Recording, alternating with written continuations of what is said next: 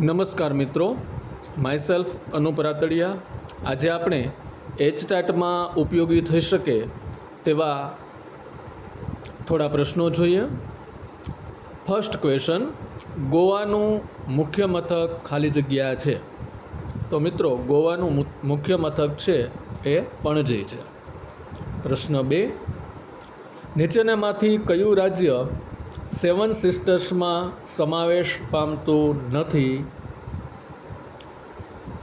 Option છે Assam, Meghalaya, Manipur, Andhra Pradesh.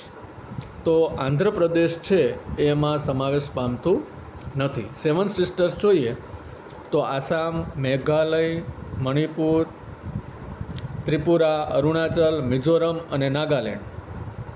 Right, આ 7 રાજ્યો છે એ સેવન સિસ્ટર્સમાં સમાવેશ પામે છે.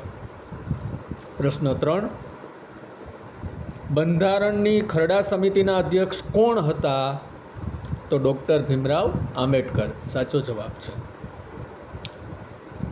પ્રશ્ન 4, 1976ના કેટલામાં બંધારણીય સુધારાથી આમુખમાં બિન સાંપ્રદાયિક શબ્દ ઉમેરવામાં આવ્યો?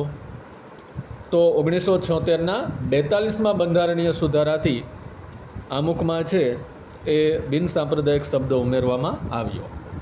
પ્રશ્ન 5, માનવ હક દિન ક્યારે ઉજવવામાં આવે છે?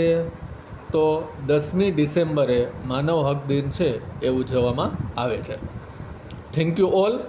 જો આપને અમારા આ વિડીયો દ્વારા ઉપયોગી પ્રશ્નો મળતા રહેતા હોય તો આજે જ આ ચેનલને લાઈક, શેર અને સબસ્ક્રાઈબ અચૂક કરજો. Thank you all.